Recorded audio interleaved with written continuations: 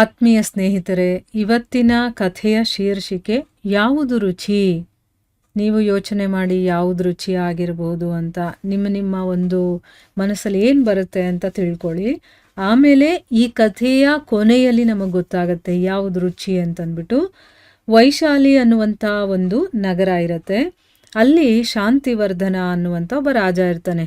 ಅವನು ಪ್ರತಿದಿನ ರಾತ್ರಿ ಛದ್ಮವೇಷವನ್ನ ಅಂದರೆ ಏನು, ಯಾವುದೋ ಒಂದು ಬೇರೆ ವೇಷವನ್ನ ಧರಿಸ್ಕೊಂಡು ಊರಲ್ಲೆಲ್ಲ ಓಡಾಡಿ ಜನರು ಏನೇನೆಲ್ಲ ಮಾತಾಡ್ತಾರೆ ಅನ್ನೋದನ್ನ ಗಮನಿಸ್ತಾ ಇದ್ದ. ಅಂತಂದರೆ ಮಾರು ವೇಷವನ್ನು ತೊಟ್ಕೊಂಡು ತಾನು ರಾಜ ಅನ್ನೋದನ್ನ ತೋರಿಸ್ಕೊಡದೆ ಬೇರೆ ವೇಷದಲ್ಲಿ ಅವನು ಈ ರೀತಿ ಮಾಡ್ತಾ ಇದ್ದ. ಒಂದು ಹುಣ್ಣಿಮೆಯ ರಾತ್ರಿ ಅವನು ಇದೇ ರೀತಿ ವೇಷವನ್ನು ಮರೆಸ್ಕೊಂಡು ಆ ನಗರದಲ್ಲಿ ಓಡಾಡ್ತಾ ಇರಬೇಕಾದ್ರೆ ಒಂದು ಉದ್ಯಾನದಲ್ಲಿ 4 ಜನ ಹರೆಯದ ಹುಡುಗಿಯರು, ಅಂದರೆ ವಯಸ್ಸಿಗೆ ಬಂದಿರ್ತಾರಲ್ಲ ನೋಡಿ, ಅಂಥ ಹುಡುಗಿಯರು ಹರಟೆ ಹೊಡಿತಾ ಕೂತ್ಕೊಂಡಿರ್ತಾರೆ. ಅದರಲ್ಲಿ ಮೊದಲನೇ ಅವಳು ಜಗತ್ತಿನಲ್ಲಿ ಎಲ್ಲಕ್ಕಿಂತ ರುಚಿಯಾಗಿರುವಂಥದ್ದು ಮಾಂಸ ಅಂತ ಹೇಳ್ತಾಳೆ. ಎರಡನೇ ಅವಳು ಹೇಳ್ತಾಳೆ ಅಲ್ಲ ಮಾಂಸಕ್ಕಿಂತ ರುಚಿಯಾಗಿರುವಂಥದ್ದು ಸೆರೆ ಅಂತ ಹೇಳ್ತಾಳೆ. ಮೂರನೇ ಅವಳು ಇವೆರಡೂ ಅಲ್ಲ, ತುಂಬ ರುಚಿಯಾಗಿರುವಂಥದ್ದು ಪ್ರೀತಿ ಅಂತ ಹೇಳ್ತಾಳೆ. ಅದಕ್ಕೆ ನಾಲ್ಕನೇ ಅವಳು ಹೇಳ್ತಾಳೆ, ನಗ್ತಾ ಹೇಳ್ತಾಳೆ, ಅದೂ ನನ್ನ ದೃಷ್ಟಿಯಿಂದ ತುಂಬ ರುಚಿಯಾಗಿರುವಂಥದ್ದು ಹಸಿವು ಅಂತಂದ್ಬಿಟ್ಟು ಹೇಳ್ತಾಳೆ. ಹೀಗೆ ಅವರ ಮಧ್ಯ ಯಾವುದು ಹೆಚ್ಚು ಯಾವುದು ಕಡಿಮೆ ಅಂತ ಜಗಳ ಆಗ್ತಾ ಇತ್ತು. ರಾಜ ಶಾಂತಿವರ್ಧನ ಮರದ ಹಿಂದೆ ನಿಂತು ಎಲ್ಲವನ್ನ ಕೇಳಿಸ್ಕೊಂಡ. ಅವನಿಗಿದೆಲ್ಲ ತುಂಬ ತಮಾಷೆ ಅಂತ ಅನ್ನಿಸ್ತಾ ಇತ್ತು. ಮಾರನೇ ದಿವಸ ರಾಜ ಶಾಂತಿವರ್ಧನ ಏನು ಮಾಡ್ದ, ತನ್ನ ಒಡ್ಡೋಲಗಕ್ಕೆ ಆ 4 ಕರೆಸ್ತಾನೆ. ಅಂದರೆ ಅವನು ಕೂತ್ಕೊಂಡು ದರ್ಬಾರ್ ನಡೆಸ್ತಾನೆ ನೋಡಿ, ಅಲ್ಲಿಗೆ 4 ಜನರನ್ನು ಕರೆಸ್ತಾನೆ. ಅವ್ರು ಹೆದರ್ಕೊಂಡೇ ಬರ್ತಾರೆ. ರಾಜ ನಮ್ಮನ್ನು ಯಾಕೆ ಕರೆದಿದ್ದಾನೆ ಅಂತಂದ್ಬಿಟ್ಟು. ರಾಜ ಅವ್ರು ಹೆದರ್ಕೊಂಡಿರೋದು ನೋಡ್ತಾನೆ. ಅವರನ್ನು ಸಮಾಧಾನ ಪಡಿಸ್ತಾ ಕೇಳ್ತಾನೆ, ಮಗಳೇ, ನಿನ್ನೆ ನೀನು ಮಾಂಸ ಎಲ್ಲಕ್ಕಿಂತ ರುಚಿಯಾದದ್ದು ಅಂತ ಹೇಳ್ತಾ ಇದೆಯಲ್ಲ, ನೀನು ಮಾಂಸವನ್ನು ಯಾವತ್ತಾದರೂ ತಿಂದಿದೀಯಾ? ನಿನ್ನ ತಂದೆ ಏನು ಮಾಡ್ತಾ ಇದ್ದಾರೆ ಅಂತಂದ್ಬಿಟ್ಟು ಅವ್ನು ಪ್ರಶ್ನೆ ಕೇಳ್ತಾನೆ. ಅದಕ್ಕೆ ಅವಳು, ಪ್ರಭು, ನನ್ನ ತಂದೆ ಒಂದು ದೇವಸ್ಥಾನದ ಪೂಜಾರಿ, ನಾವೆಲ್ಲ ಸಸ್ಯಾಹಾರಿಗಳು ಅಂತಂದ್ಬಿಟ್ಟು ಹೇಳ್ತಾಳೆ.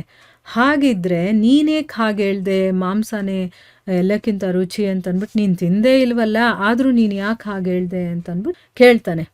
ಅದಕ್ಕೆ ನಮ್ಮ ಮನೆ ಎದುರುಗಡೆ ಒಂದು ಮಾಂಸದ ಅಂಗಡಿ ಇದೆ, ಅಲ್ಲಿ ಪ್ರತಿದಿನ ಕಿಟಕಿಯಿಂದ ನೋಡಿದಂತಹ ಒಂದು ದೃಶ್ಯವನ್ನು ನಾನು ಹೇಳ್ತೀನಿ.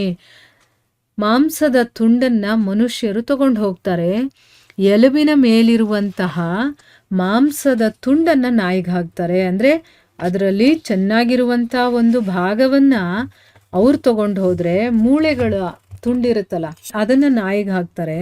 ನಾಯಿ ಅದನ್ನು ನೆಕ್ಕಿ ತಿಂದರೂ ಕೂಡ ಕಾಗೆ ಬಂದು ಅದನ್ನು ಎತ್ಕೊಂಡೋಗಿ ಅದರಲ್ಲಿ ಇನ್ನೂ ಅಳಿದುಳಿದ ಮಾಂಸವನ್ನು, ಅಂದರೆ ಆ ಮೂಳೆಯಲ್ಲಿ ಒಂಚೂರು ಇರುತ್ತಲ್ಲ ಅದು ತಿಂದು ಆಮೇಲೆ ಆ ಎಲುಬನ್ನು ಎಸೆಯುತ್ತೆ. ಇಷ್ಟಾದ ಮೇಲೂ ಕೂಡ ಅದ್ರ ಮೇಲೆ 100 ನೊಣಗಳು ಬಂದು ಮುತ್ತುತ್ತೆ.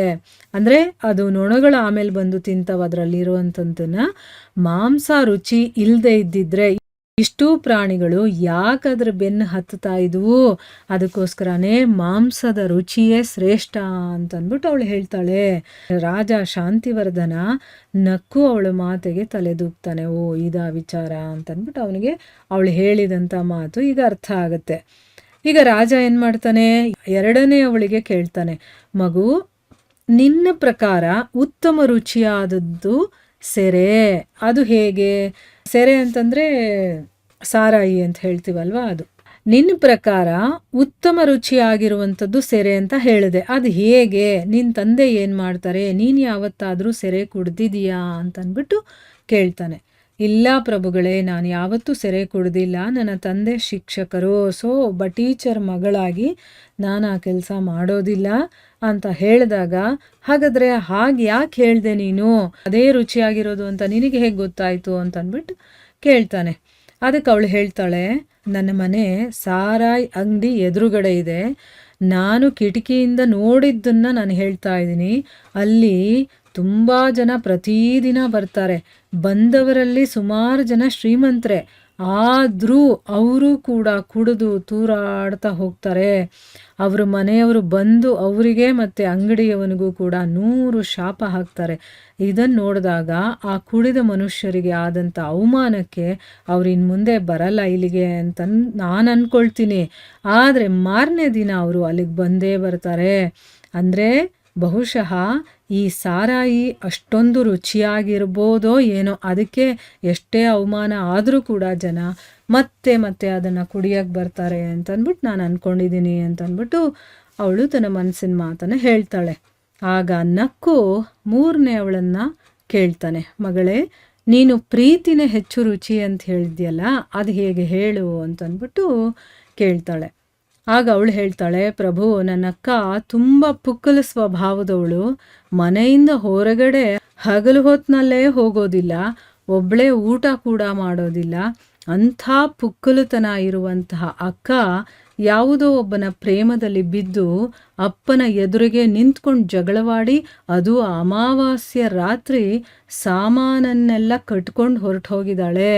ಅದಕ್ಕೆ ಪ್ರೀತಿನೇ ಹೆಚ್ಚು ರುಚಿಯಾಗಿದೆ ಅಂತಂದ್ಬಿಟ್ಟು ನನಗನ್ಸುತ್ತೆ ಅಂತಂದ್ಬಿಟ್ಟು ಹೇಳ್ತಾಳೆ. ರಾಜ ಏನು ಮಾಡ್ದ, ಈಗ 4ನೇ ಅವಳು ಇರ್ತಾಳಲ್ಲ ಅವಳ ಕಡೆ ತಿರುಗಿ ಹೇಳ್ತಾನೆ, ಮಗು ನಾನು 3ರ ವಾದವನ್ನು ಕೂಡ ಒಪ್ಕೊಂಡಿದ್ದೀನಿ, ಆದರೆ ನಿನ್ನ ವಾದವನ್ನು ಒಪ್ಪೋದಿಲ್ಲ ಅಂತ ಹೇಳ್ತಾನೆ. ಯಾಕೆ?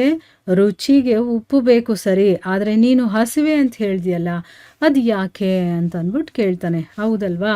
ಈಗ ರುಚಿಯಾಗಿರೋದು ಯಾವುದು ಅಂತಂದರೆ, ಉಪ್ಪಿಲ್ಲ ಅಂತಂದರೆ ಯಾವ ಅಡುಗೆನೂ ರುಚಿನೇ ಬರೋದಿಲ್ಲ.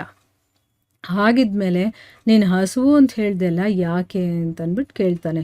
ಆಗ ಅವಳು ಹೇಳ್ತಾಳೆ, ರಾಜ ಉಪ್ಪಿಗಿಂತನೂ ರುಚಿಯಾಗಿರುವಂಥದ್ದು ಹಸಿವು. ಹಸಿವಾದಾಗ ಉಪ್ಪಿಲ್ಲದೆ ಅಡುಗೆ ಕೂಡ ಅಮೃತ ಸಮಾನವಾಗಿರುತ್ತೆ. ಹೊಟ್ಟೆ ಹಸಿದ್ರೆ ಏನೋ ಒಂದು ಸಿಕ್ಕಿದ್ರೆ ಸಾಕು ಅಂತ ಹೇಳ್ತಿರ್ತೀವಿ ಅಲ್ವಾ? ಅಂದರೆ ಏನು, ಹಸಿವು ಆದಾಗ ಉಪ್ಪಿಲ್ಲದೆ ಇರುವಂಥ ಅಡುಗೆನೂ ಕೂಡ ಅಮೃತಕ್ಕೆ ಸಮಾನವಾಗಿರುತ್ತೆ. ಹಸಿವೇ ಇಲ್ಲದೆ ಇದ್ದಾಗ ಪರಮಾನ್ನ ಇದ್ದರೂ ಕೂಡ ಅದು ರುಚಿಸೋದಿಲ್ಲ.